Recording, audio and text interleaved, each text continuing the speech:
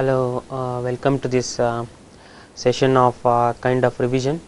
So today we'll be looking at the basic computer architecture and the different kinds of programming languages which are available as a part of software.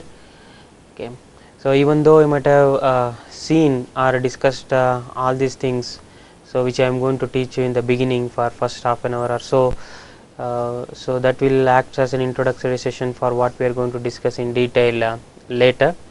So today we will see the black box architecture of how a computer look like, okay, followed by the actual details of the inner components. Okay, I am not going to give exactly in complete details of the box which you are going to see on your desktops, but I am going to give you a kind of different components which are present basically inside a box to be called it as a computer. So for that, let's begin by defining how a computer might look like. You might have seen this diagram in various kinds of form earlier.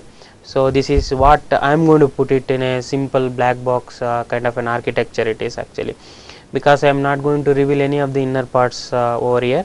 So towards the end of the session we will discuss actually what is present inside the CPU, which is sitting at the center of this computer architecture.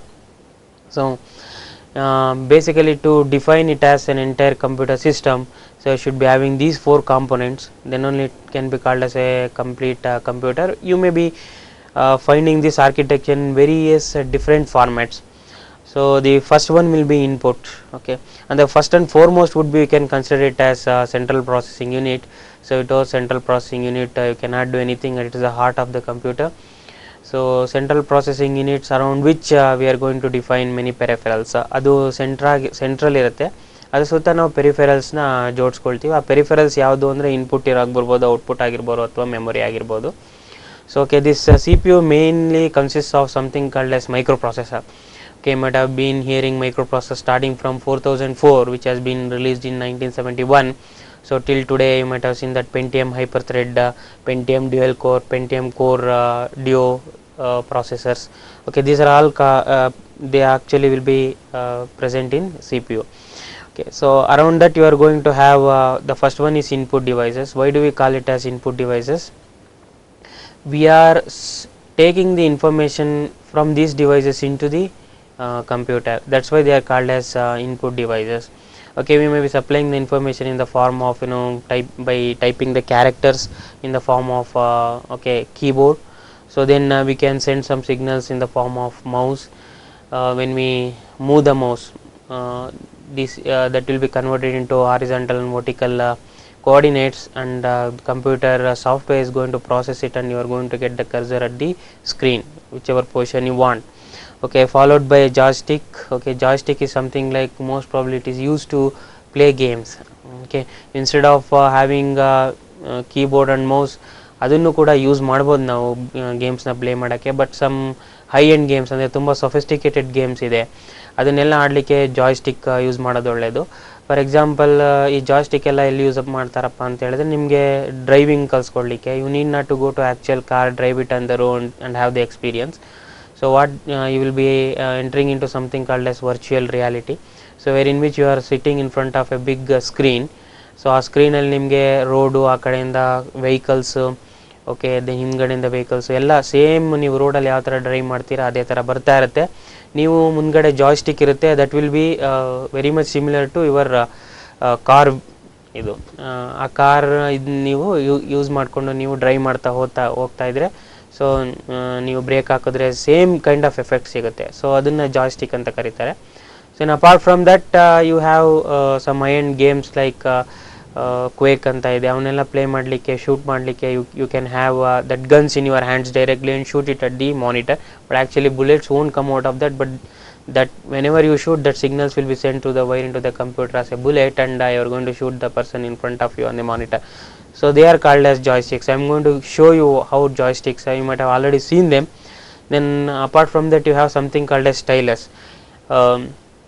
These stylus are actually used with one kind of computers which are having touch screen. Okay, what you mean by touch screen? So ನಿಮ್ಮ ಕಂಪ್ಯೂಟ್ರಲ್ಲಿ ಏನೋ information ಬರ್ತಾ ಇರುತ್ತೆ. So using that stylus which looks like very much similar to a pen, you click on certain portion of one portion of the monitor, you are going to get that function get activated. Okay, ಆ ಥರ ಇವಾಗ ನೀವು mouse use ಮಾಡ್ತಾ ಇದ್ರಿ. Okay, you use the mouse and you click on icon ಅಂದರೆ it's a kind of graphic image which is present on your desktop is nothing but the place where in which you are going to place those icons. Okay, ಅದ್ರ ಮೇಲೆ click ಮಾಡಿದ್ರೆ for example there is a word processor icon which is represented by W. Okay, so ಅದ್ರ ಮೇಲೆ click ಮಾಡಿದ ತಕ್ಷಣ word processor open ಆಯಿತು. ಅದನ್ನು ಮೌಸಲ್ಲಿ ಕೂಡ ಮಾಡ್ಬೋದು. ಅದ್ರ ಬದಲು ಸ್ಟೈಲಸ್ ತೊಗೊಂಡು if your monitor is touch screen, ಆ ಸ್ಟೈಲಸ್ನಲ್ಲಿ ಲೈಟಾಗಿ ಟಚ್ ಮಾಡಿದ್ರೆ the same functionality it's going to implement. The word processor start ಆಗುತ್ತೆ, you can start typing. This is called as stylus. Okay, so there are various kinds of input devices. Like one more example if you want me to take, there is a scanner. Okay, you have some pictures with you in the form of hard copy, so that you can put on the scanner, you can scan it. And sometimes what happens is you want to present some information which is inside the book. There are hundreds of lines and you have very less time and you have to go and present it at the short notice. So at that time what you can do is you can even scan the book also. It is going to read the contents of the book in the form of text lines, and that can be saved in the form of a word document, and you can take it and as well as you can give the presentation. ಅಂದರೆ ಮುಂಚಿನ ಥರ ನೀವು ಕೂತ್ಕೊಂಡು notes ಮಾಡೋದು, ಒಂದು xerox ಮಾಡಿಸೋದು ಆ ಥರ ಏನು ಅವಶ್ಯಕತೆ ಇಲ್ಲ. ಒಂದು ಬುಕ್ ತೊಗೊಂಡು ಈವನ್ ಡಾಕ್ಯುಮೆಂಟ್ ಕೂಡ ನೀವು ಜೆರಾಕ್ಸ್ ಮಾಡಿ ನಿಮ್ಗೆ ಇಷ್ಟ ಬಂದ ಥರ ಮಾಡಿಫೈ ಮಾಡ್ಕೊಳ್ಬೋದು. So okay, these are all the various kinds of input devices which can be connected to a typical computer. Okay, then as usual you have CPU as I told you, which will be comprising as microprocessor as the main element. Okay, the microprocessor will be basically consisting of two components. One is called as arithmetic and logical unit and the other one is called as control unit. So most of the time we are going to use microprocessor for doing some of arithmetic and logical computation that will be taken care by arithmetic and logical unit. Okay, so then you don't want the answer to be given one day or 1 hour afterwards. Okay, after you have given the question. So therefore there should be something called as some control unit which is going to coordinate the activities. ನೀವು input ಕೊಟ್ಟಾಗ ಎಷ್ಟೊತ್ತಲ್ಲಿ output ಬರಬೇಕು, ಯಾವಾಗ output ಬರಬೇಕು, ಆ ಥರ ಎಲ್ಲ coordination ಮಾಡೋಕ್ಕೋಸ್ಕರ ಒಂದು ಯೂನಿಟ್ ಇರುತ್ತೆ.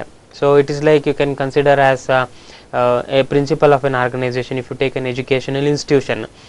ಅಂದರೆ ಆ ಪ್ರಿನ್ಸಿಪಲ್, ಇವಾಗ ವೇರಿಯಸ್ ಡಿಪಾರ್ಟ್ಮೆಂಟ್ಸ್ ಇರುತ್ತೆ.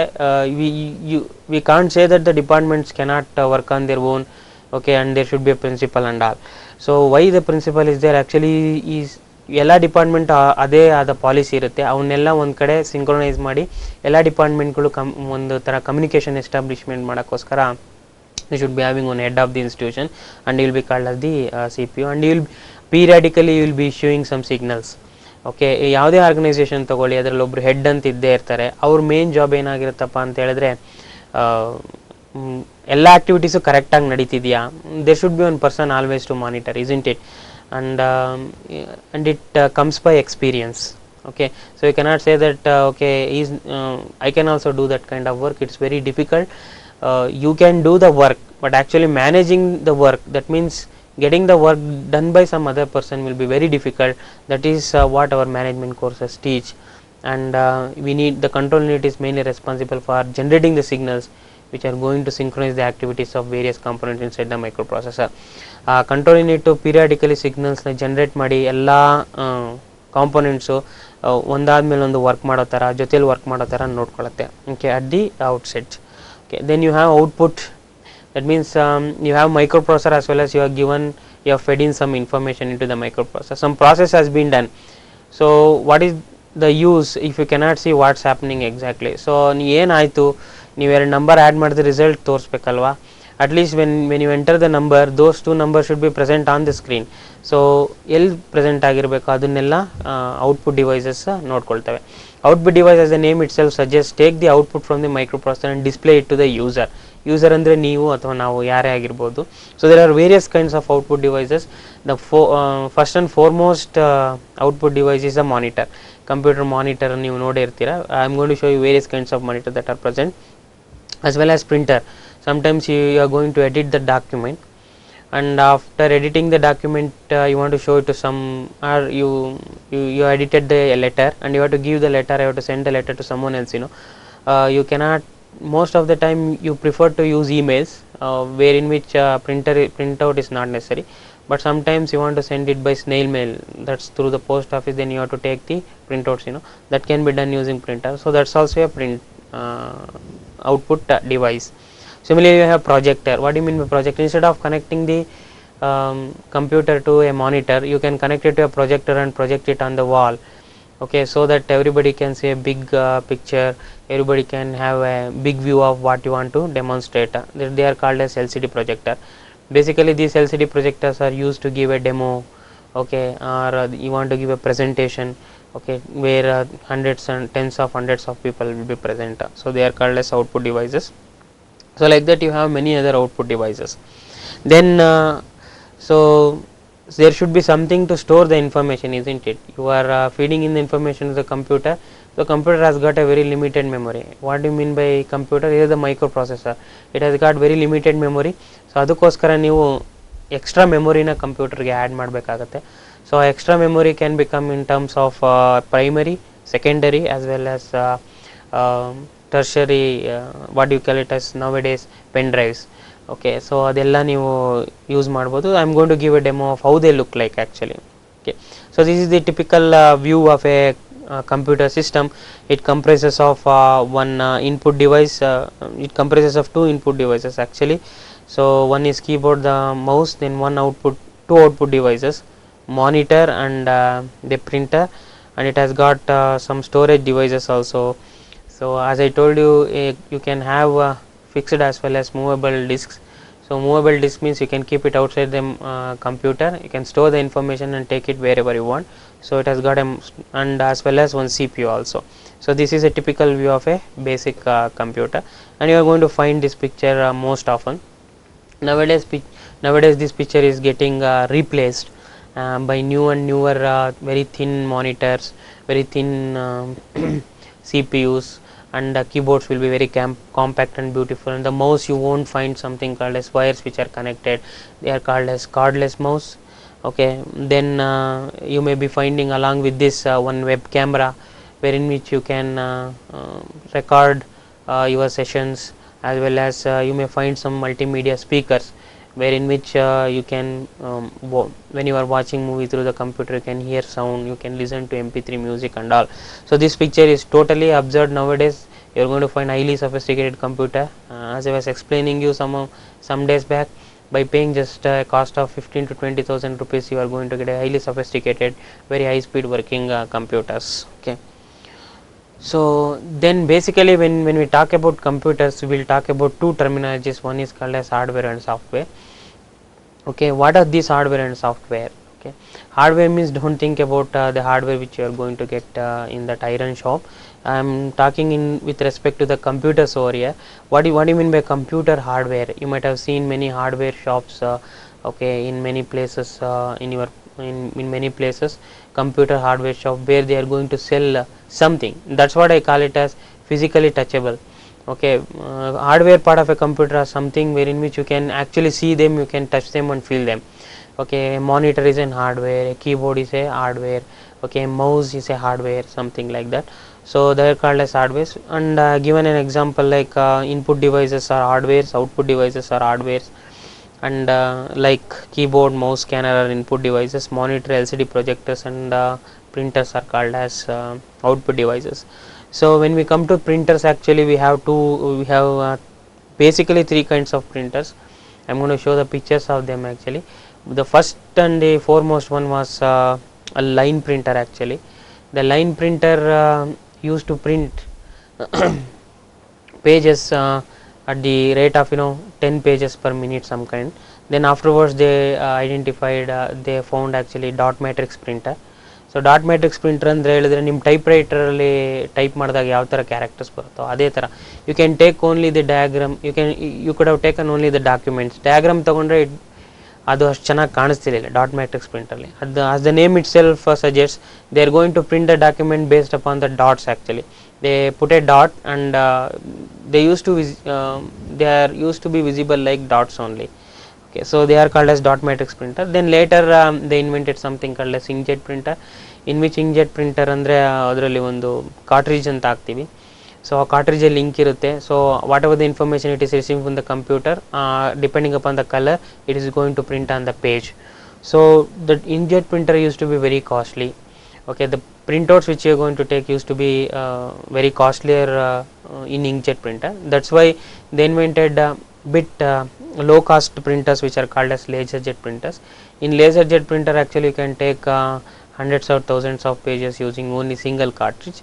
But most of the time nowadays they have developed even color laser jet printers. But earlier when they identified when they discovered this laser jet printer, they used to work with only black and white data. Okay, so they are very much faster compared to your inkjet. Your inkjet may take for example 30 seconds for a printout one document which is containing one page, having some full page of information. But whereas if you give it, it is going to give you within a matter of 2 or 3 seconds. So laser jet printers work very faster when compared to the inkjet printers. Okay, so then memories actually. So memories can be classified as primary and secondary memory. So which are the primary memory, which are secondary memory? So apart from this you have one more kind of memory which is called as processor memory. The processor memory will be inside the microprocessor, and ಇವೆಲ್ಲ ಬೇರೆ ಬೇರೆ technology use ಮಾಡ್ಕೊಂಡು manufacture ಮಾಡ್ತಾರೆ. Processor memory ಏನಾಗುತ್ತೆ, processor ಒಳಗಡೆನೆ some kind of memory ಇರುತ್ತೆ, ಅದನ್ನ registers ಅಂತ ಕರಿತೀವಿ. Okay, a register you cannot have hundreds and thousands of registers inside a microprocessor because of the space limitation. Microprocessor and ಎಷ್ಟಿರುತ್ತೆ 2 inches by 2 inches ಇರುತ್ತೆ maximum, ಅಥವಾ 3 inches by 3 inches ಇರುತ್ತೆ ಆ ಥರ. ಸೊ ಅದರಲ್ಲಿ ನೀವು ಜಾಸ್ತಿ ಮೆಮೊರಿ ಇನ್ಕ್ಲೂಡ್ ಮಾಡೋಕ್ಕಾಗಲ್ಲ. So you may be having a maximum 24 registers. Okay, so ಅದಕ್ಕೋಸ್ಕರ ಆ್ಯಂಡ್ ಅದೇ ಪ್ರಾಸೆಸರ್ ಟೆಕ್ನಾಲಜಿ ಯೂಸ್ ಮಾಡಿಕೊಂಡು ಇನ್ನೂ ಮೆಮೊರಿ ಇದು ಮಾಡಿದ್ರೆ ತುಂಬ ಕಾಸ್ಟ್ಲಿ ಆಗ್ತಾ ಹೋಗುತ್ತೆ. ಸೊ ಅದಕ್ಕೆ what we will do is we are going to manufacture the memory in 3 different kinds of technologies. So one is called as processor memory, the other one is called as primary, the other one is called as secondary memory. What are these processor, primary and secondary memory? Let us discuss now. Okay, the primary memories are once again classified into two.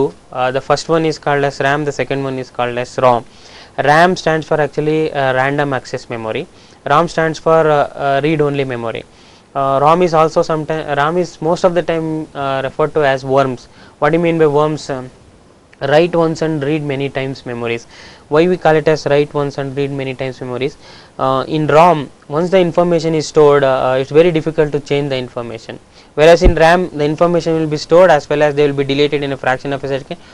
Once again you can fill it up with a new kind of information. So they are called as RAM. Whereas ROM, earlier when they invented ROM, it was very difficult to delete the contents of a ROM. Nowadays they have devised the ROM in such a way that you can erase the contents and you have to you can put the original content, but that is not going to be done most often. ಪದೇ ಪದೇ ಮಾಡಲ್ಲ in read only memories ನಲ್ಲಿ. But whereas in random access memory, it is meant to be accessing the memory location in random. So obviously you will be keep on entering the information at the same, and you will be keep on deleting the information. So and once again RAM can be classified as, that is random access memory can be classified into two parts. One is called as static RAM, the other one is called as dynamic RAM. What do you mean by static RAM? ನೀವು information store ಮಾಡೋದು, so that will be there permanently until the power is switched off. Okay, once you switch off the power, then whatever the information you have stored in static RAM will erased off. So whereas in dynamic RAM, the information will be stored in the form of electrical charges and capacitors.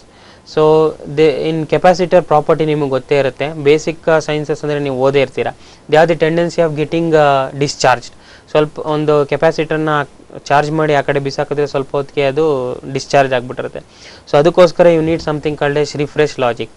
So ಆ refresh ಲಾಜಿಕ್ನ build ಮಾಡಿ ಮಾಡೋ random access ಮೆಮೊರಿಗಳನ್ನ ನಾವು dynamic random access memories ಅಂತ ಕರಿತೀವಿ.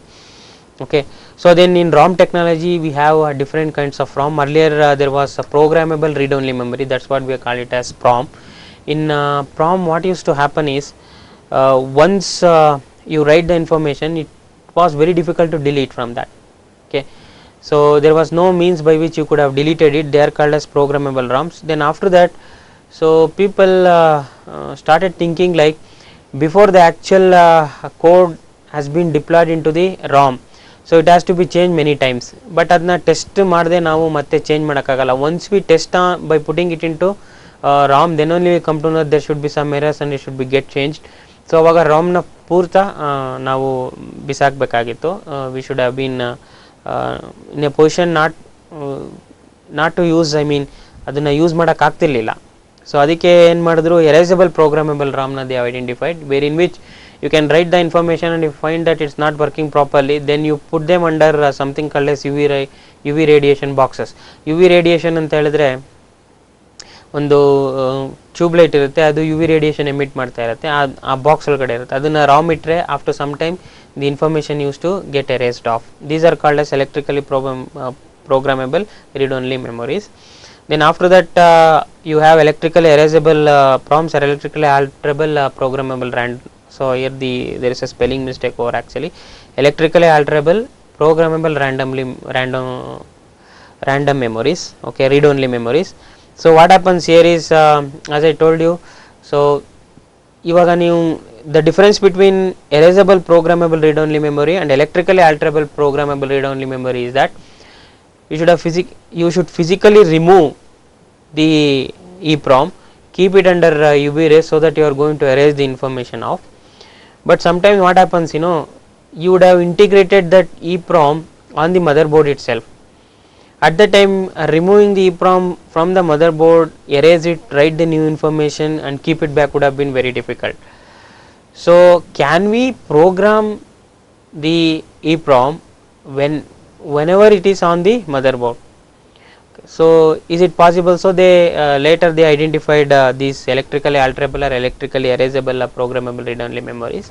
So aವಾಗ ಏನಾಗುತ್ತೆ, you can put them, let them be staying wherever they are, from there only I can delete the information and read the information. They are called as electrically alterable programmable read only memories. Okay, so this is the primary memory actually. So when you come to fixed memory, when you come to secondary memory, so these primary memories are very costly memories, in the sense they will cost 1 GB of RAM may cost 1,500 rupees, something like that.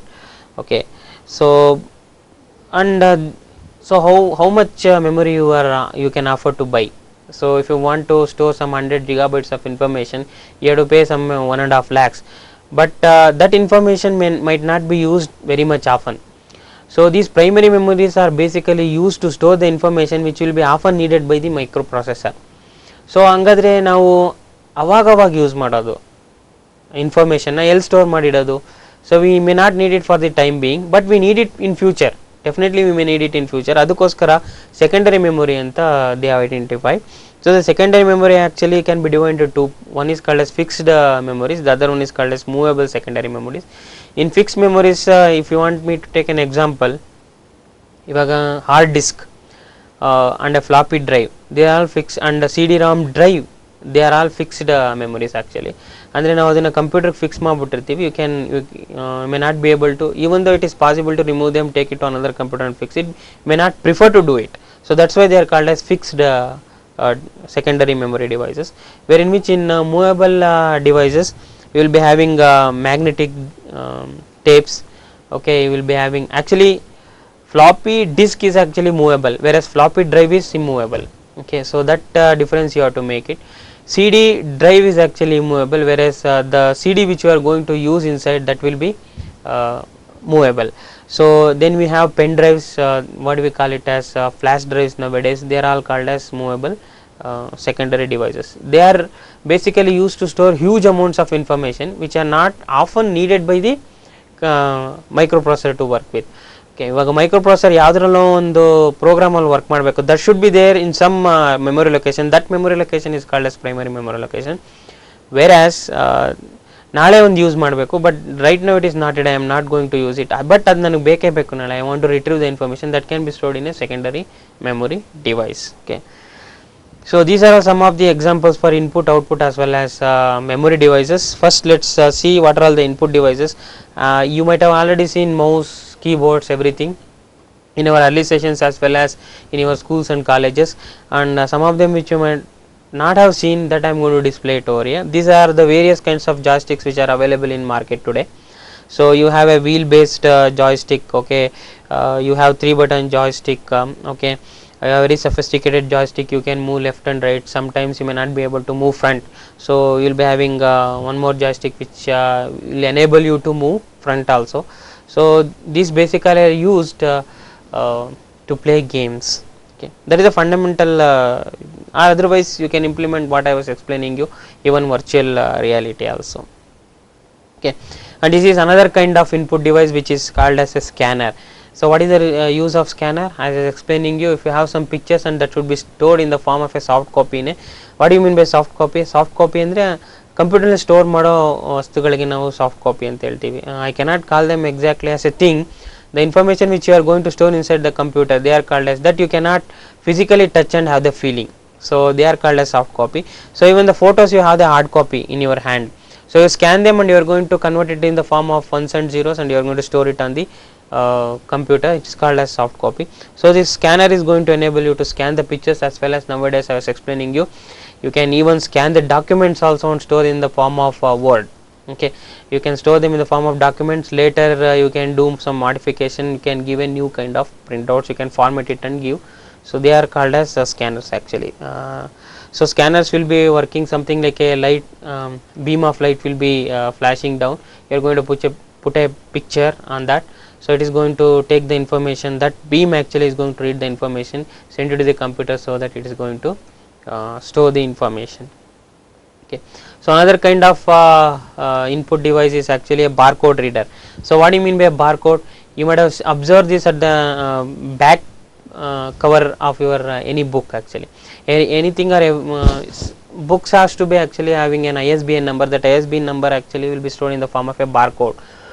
Okay, so and when you go for shopping in some big bazaars, so everything has been barcoded, and whenever you take them, so they will be handling some barcode reader in their hands, and when they pass some kind of infrared rays on the barcode, the actual information will be read and it will be sent to the computer. So this is an example of barcode reader. It has got variety of useful nowadays. So how do you feel? So you have to enter the actual information. For example, one product, when very big product is there, Astra or something, one very big product, you have to enter its name. Okay, so along with that you have to enter the price also. Instead of doing all these things, so what you can do is you can store it in the form of a barcode, paste it on the product. As soon as you use the barcode reader, it is going to have the name as well as the price for you, and even sometimes they may have a discount also upon them. Everything and anything can be done in ease using barcode reader. This a typical look of a barcode reader. Just an example, you will be having a barcode reader in variety of shapes when you go to a particular shopping area. Okay, so this now we will enter into something called as output devices. So we have seen input devices, some of them, and now we are going to see some output devices. Among them, the first and foremost one was the monitor, I said. So monitor will come in variety of ranges. Okay, you have 14-inch monitor. In the first place, analog monitor and digital monitor. In analog monitor, used to vary the brightness and dimness using a wheel mover, but whereas in digital monitors, you are going to do this operation using buttons, push buttons. So then you have something called as TFTs nowadays. They are called as flat monitors. What do you have? So then you have very huge monitors of size some 50 inches or 52 inches of kind. So various kinds of monitors you may encounter when you go out, okay, and see how a computer look like. These are some of the typical examples. Okay, you may have even color monitors, black and white monitors. Nowadays they are not manufactured because the difference might be around 100 rupees only. You by paying another 100 rupees extra, you are going to get a beautiful color monitors. Nowadays you are not going to find black and white monitors. Okay, so this is one more kind of output device which is called as a printer. Printer comes in variety of types. So as I was discussing Lipi printer, I didn't get a picture of Lipi printer actually. Lipi printer is the fastest what do you call it, dot matrix printer. Okay, dot matrix printer can produce a page at the rate of for 30 seconds one page, whereas line printer can produce as I was telling in 30 seconds it can produce around 10 pages. So it is a difference between a dot matrix, but the output what you are going to get, the page which you are going to get printed on the paper will be in the same format compared to the dot matrix printer as well as the Lipi printer. The example for dot matrix printer is here. So this is the dot matrix printer, so which you are going to find it most often. Apart from that, you have two other kinds of printer. One is called as inkjet printer, wherein which you are going to use cartridges, okay, which will be in the form of small boxes having ink. Whereas in laser jet printer, that is also called as cartridge, wherein which you are not going to have ink, you are going to have a powder. Okay, so the laser jet printer is going to heat, and you are going to get the imprint of whatever the document you are sending on a paper. So that is the desk jet printer. Okay, sorry, laser jet printer. So these are all the variety of kinds of desk jet printer that you are going to get in market. Actually, you are going to get 101 different kinds of desk jet printer. Laser jet printer also looks very much similar to this, except that the kind of printing material which is going to be used are different. Okay, hearing there is powder. Okay, so these are the some of the typical printers that you are available nowadays. Printers, they are integrated even with the fax machines also, and telephone. So everything is getting integrated day by day. Okay, so having 3 or 4 machines, you can have one machine and can do most of the work. Okay, so these are some of the inputs and output devices that we have discussed. Now let's move on to some of the memory. Okay, among them I am not going to discuss here primary memories, because primary memories will be in the form of chips. Okay, just static RAMs and dynamic RAMs which will be sitting inside the bonnet. So these are all some of the secondary devices which will be most often using. So among them, the first and the foremost was the tape drives. Nowadays it's not going to be used.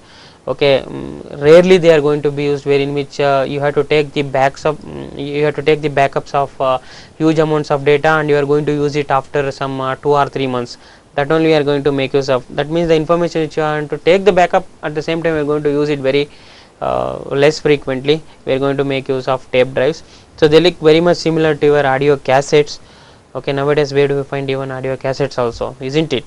So the one major problem with this tape drives was, even though it was very popular earlier days to take the backups of huge amount of data, there is one organization, okay, don't know what happens tomorrow. At the end of the day, every data which has been done has to be collected and kept in one place. So tape drives used to serve the good purpose. One major problem is, once you store the data and it's got rewound to one side.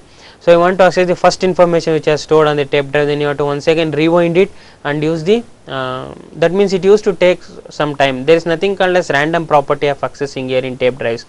So they are excellent devices for taking the backups, but at the same time accessing the data wouldn't have been very much faster compared to your hard disk and floppy disk. Therefore they are going to find the they have gradually even though today they are going to use in the place where the data is not important, but the data backup has to be taken. So only those places it's going to be used. Apart from that, we haven't found these tape drives anywhere nowadays. Okay, so then the second kind of memory devices, which were secondary memory devices, I call it as, very much useful, were floppy disk, isn't it?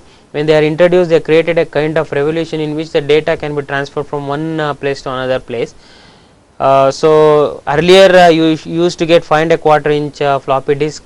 It used to come very thin and having one 5¼ inch radius of disk inside, that would is magnetic disk, but it was very much unreliable.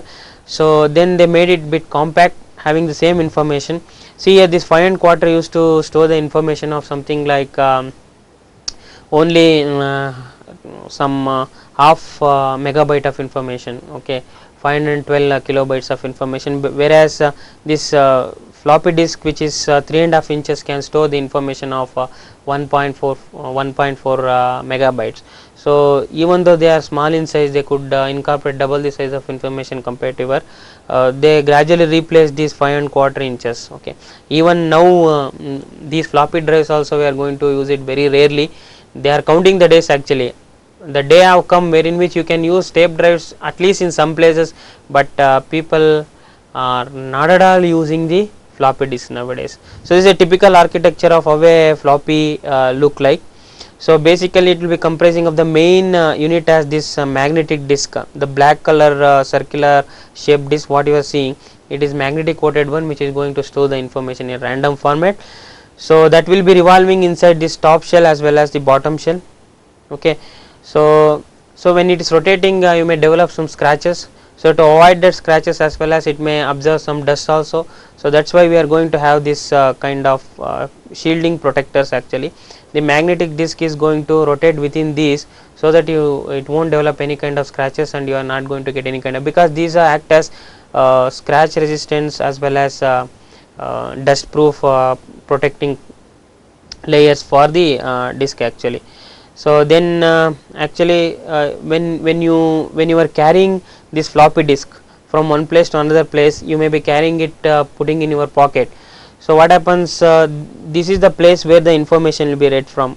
Okay, you have a window slit here. Okay, and through that the ray will be fallen, and you are going, there will be head nowadays actually. Earlier there used to be head. So the head used to read the information from this magnetic disk. So what happens, when you carry the floppy disk from one place to another place, what used to get happen is, so it used to absorb lots of dust, and they used to be present on the magnetic disk, and causing lots of damages on the on actual disk. So that's why they use this shutter, in which when you carry, whenever you have inserted this floppy disk into the drive, this shutter will be open, making a way for the head to read the information from the magnetic disk. So whenever you remove the disk from the floppy drive, so it used to cover the slit, so that dust that won't get into the magnetic disk so easily. So they are called as shutter actually. Then you have stored some information. So these are some of the properties of floppy disk I am explaining. You have stored some kind of information, so and you don't want any other person to use that floppy drive. So at that time you can make it something called as write protected. That means you cannot write the information, only you can read the information from the floppy disk. That you can done using this. So another person, so it was not, I call it as something called a high security. Some person who is going to receive your floppy drive can simply open that write protect, and you can even write the information into it. So this is basically used to avoid some kind of virus. Earlier during 1995 to 2000, this virus problem was at its pitch. So at that time, whenever they used to send some vital information to the floppy disks, which were the mediums of sending the information, they didn't want those floppy disks to be get affected by viruses. So they introduced something called as Windows, in which you can protect a floppy disk from getting affected by a virus. Okay.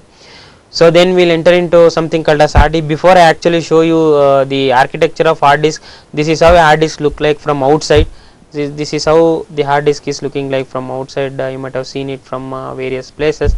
So and this is the internal architecture of a hard disk. Hard is a primary secondary device. These are all called as platers. Okay, they will be in circular shape.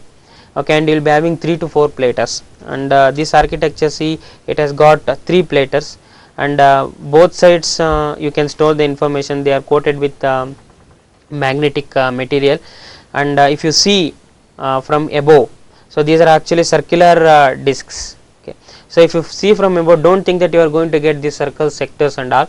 So basically you will be finding only a very plain hard disk over there, but actually internally it's going to get divided into something called as these are called as cylinders, what do you call it, as tracks, and each track is divided into many number of sectors, and a track which are present at the same time, same parallel area, they are called as going to be called as cylinders. Okay, so this is a head. Actually head will be moving either forward or backward direction. Head is not going to moving either upward or downwards, it just simply moves forward and backward. So whenever you want some information, for example this track information you want to read, so at that time what happens is this head will be moved to this particular track, and this sector will come and exactly sit below this head, and you are going to read the information. So how do you actually do it? That's going to be written through something called as device drivers. So this is a typical architecture of hard disk. So hard disk, these are called as platers. Platers are divided into number of tracks. The circular shaped ones are called as tracks, and each track is divided into sectors. Okay, and the disk move in revolution clockwise, anti-clockwise direction, whereas head is going to be moved front or back. Okay, so the head will be moved to the corresponding track, and a sector will come and sit below that track, and you are going to start reading the information. This is a typical architecture of a hard disk. Okay, So this is how we are going to look the hard disk from outside. You can hold it and see it, whereas this is the internal architecture of hard disk. Okay. So hard disk was heavier, as well as once you fix it, it would be very difficult. I can't call it impossible, because you can remove the hard disk and place it in some other things, but the thing is it was impractical to move the hard disk from one place to another place, and so that's why they introduced something called as flash drives. What do you mean by flash drives? Flash drives have the capacity of some 1 GB, 2 GB, even up to 10 GB also nowadays. So you can store the information, what you secondary information, take it from one place to another place. So this is an example for flash drive actually. So you might have already seen it many times. And one more kind in which you can store the information and take it wherever you want. Okay, movable disk is compact disk, CD. And you have something some other thing which is called as digital versatile disk, what we call it as DVDs. Okay, DVDs are most often used to store the video. So DVDs, if you ask anybody what is the expansion of DVD, they say digital video disc, but actual definition for DVD would be digital versatile disc. Okay, what is the difference between this is CD and DVD? May look very much similar in shape, but the color you may find is bit blue color. So the difference between CD and DVD: CD you can have 800 MB of information, whereas in digital versatile disk you can store 4 GB of information. That's almost equal to 7 times the information you can store it on compact disks. So digital versatile disk can store more information. Okay, so and nowadays they have identified one more technology which is called as BRDs. You might have already heard this. They are called as Blu-ray discs. The ray which is going to be used to read the information is bluish one. That's why they are called as Blu-ray discs. Because of some standard mismatch between the companies which have produced the Blu-ray disc, they are not released into the market till now. If the one Blu-ray disc can store information around 10 GB, that's almost equal to 2.5 times compared to your digital versatile disc. Okay, so they are not at in the market. They are to be just heard as terminologies. Okay, so till now we have seen what a hardware is, and as I was explaining you, hardware is a part which you can see by touching and having a feel of it. Then what do you mean by software part of a computer? Software is nothing but the lines of code which you are going to write and make the computer to execute one after the other. Okay, so they are put simply as lines of code. So as that's what, when you define a computer, it says it takes the information, process it according to a set of instructions. Those set of instructions are nothing but software.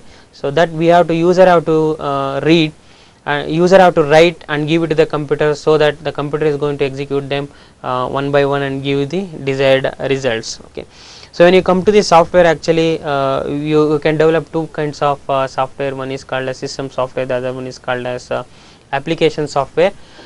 Okay, system software, if you want me to take an example, it's an operating system upon which your computer is running, or it can be a compiler, assembler, something using which you develop some other softwares. So that some other softwares are called as application software. So the system software gives the basis of other kinds of softwares. So they require huge brains, very much mind crunching activity you have to do to develop system software products. Whereas application software, for example, your Visual Basic is actually, when developing, it's a system software. After that, when you are using it, will become an application software.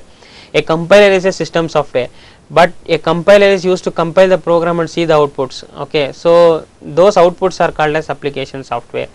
A word processor actually is an application software using which you are going to, but the editor which is sitting beneath that word processor is actually a system software. So that is the major difference between system software and application software.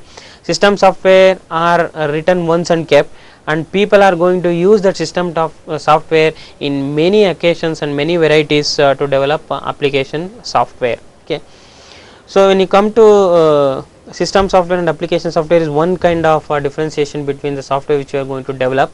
Then one more kind of division on system software is software is open source and proprietary software. So what is the difference between open source and proprietary software? ನೀವು ಒಂದು code develop ಮಾಡ್ತೀರಾ.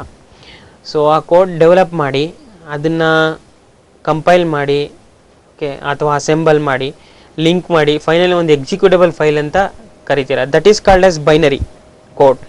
ಆ binary ಕೋಡ್ನ ಮಾತ್ರ ನೀವು ನಿಮ್ಮ client ಕೊಟ್ಟರೆ that is called as proprietary software, because you don't want your client to see what the code actually you return. You will ask you want your work to be get done, that's it, and I am not going to give you how I developed it. So that is called as proprietary software. Whereas in open software ನೀವು ಒಂದು product ಬರೆದ್ಬಿಟ್ಟು ಅದನ್ನ ಇಂಪ್ರೂವ್ಮೆಂಟ್ಗೋಸ್ಕರ you are going to put it across the net or wherever it may be, you are going to distribute among other educational institutions, you are going to share it with your friends so that they will also suggest some improvements. ಅದು ನೀವು incorporate ಮಾಡ್ಕೊಂಡು you are going to grow. So they are called as open source softwares. So nowadays people are giving much and much emphasis towards open source softwares, because they receive the software and they are going to tune it to whatever the needs they want. Okay, so that is the difference between open source and proprietary software. So ಇವಾಗ ನೀವು ಒಂದು game ತಗೊಳ್ತೀರಾ, install ಮಾಡ್ತೀರಾ, that will be a proprietary software. You won't get the source code, how they develop the code you never get it. So that is called as proprietary software. Whereas ನೀವಾಗ ಒಂದು Unix, and nowadays you are using one operating system which is called as Linux. In Linux you are going to use one game, but that game they are going to give even the source code also. For example, if they have developed that using one C language, they are going to give the entire source code to you, so that you can change the appearance of that particular game, you can use it. But one thing is, when you are receiving the open source software, you have to give it back to the community free of cost. When you are receiving something free of cost, you cannot expect it to sell it also, sell it for some money. Okay, you have to give it free also. That is what the open source community they are going to say it as. Okay, so when you are purchasing, that's what I was describing, when you are purchasing the license of a software, when you are purchasing a game, you have two kinds of when you are purchasing, for example, a word processor, you can purchase it in two ways. One is called as source license, the other one is called as binary license. So the source license will cost you 10 times compared to the binary license. Binary license ಅಂದ್ರೆ just executable file ಕೊಡ್ತಾರೆ. ನೀವೊಂದು letter type ಮಾಡಬೇಕು, ಅದಕ್ಕೆ ಒಂದು editor ಬೇಕು ನಿಮಗೆ ಲೆಟರ್ನ type ಮಾಡೋಕ್ಕೆ. What we call it as word processor ಬೇಕು. ಆ ವರ್ಡ್ ಪ್ರೊಸೆಸರ್ನ ನೀವು ಬೈನರಿ ವರ್ಷನ್ ಅಂದರೆ just click on that icon, you are going to get the word processor, you are going to get the work done.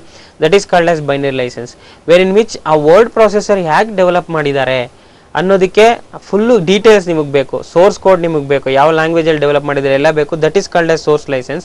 ಅವಾಗ ನೀವು ತುಂಬ ದುಡ್ಡು ಕೊಡಬೇಕಾಗುತ್ತೆ, ಯಾಕಂದರೆ ಅವರು ಕಷ್ಟ ಬಿದ್ದು ಸೋರ್ಸ್ನ ಡೆವಲಪ್ ಮಾಡಿರ್ತಾರೆ. When they are selling they expect that much cost only. So that is the difference between source licence and binary licence. So these software can be produced using variety of languages. So what is this language? Basically, language is nothing but the way in which we communicate the information, you know. So computer has got different languages. So when it comes to the languages itself, we are going to have the languages in two different format. One is called as natural languages, the other one is called artificial languages. So what is natural language? Natural language anta helidre the language which we use to communicate from human to human. So maybe Kannada is a natural language, okay, Hindi, Tamil, English. So they are called as natural languages. Whereas artificial languages which we use to communicate with the computer. So artificial languages includes assembly language, okay, they have C, C++, basic, COBOL, everything they have. So natural languages I don't want to give much emphasis, because that's not the topic to be covered today. What are artificial languages? Artificial languages which we use to communicate with the computers can themselves be divided into three branches. One is called as machine level, that will be in the form of ones and zeros, 1 0 0 0 1 0, but we are not going to understand it, the machine is going to understand it. Then second is assembly language. This is a second level of writing the here instead of having ones and zeros, you will be having something called as mnemonics. For doing addition of two numbers, you say add n1 comma n2, add operand 1 comma add operand 2. For multiplication you have mul, that is mul r1 comma r2, something like that, but you are not going to give a complete line, okay. Whereas high level languages, they are going to write the instruction in the form which even can be understood by a human being also. For example, in C language, to print a message hello world on the screen, you are going to say printf within double quotes hello world. So anybody who is going to say that anybody who is going to see that statement will immediately come to know that this language is trying to print hello world message on the some device, okay. It may produce it on a monitor, it may produce it on something else, that's not, but he comes to know that it is basically used to display some message. So okay, they are called as high level languages. As machine level language you cannot understand it. So assembly language 8086, 8085 you can write assembly language programming. Whereas high level language programming they initially started with BCPL, followed by Fortran, basic formula translation. Fortran is expanded to basic is beginners all purpose symbolic information code. Then COBOL they invented a common business oriented language. Then they introduced C, which is revolutionized the way in which the softwares have been written in the industry. Okay, followed by C++, which is one more era wherein which started developing something called as object oriented programming. Okay, so which language to learn, it is up to you actually. If you ask me now which language to speak in one area you are present, so if you are in Karnataka, speak the language Kannada. If you are in Orissa, speak the language Oriya. If you are in US, speak the language English. Okay, like that. So which language to learn here, so depends upon your work basically. So wherever you work, if they ask you to code it in C, you learn C and do it. If they ask you to do it in Java, learn Java and do it. So this is the concept of hardware and software in computers. So let's get back to you with more and more information regarding software and hardware. If you have any problems, please mail us, okay, and we'll be very much interested to interact with you. Thank you very much.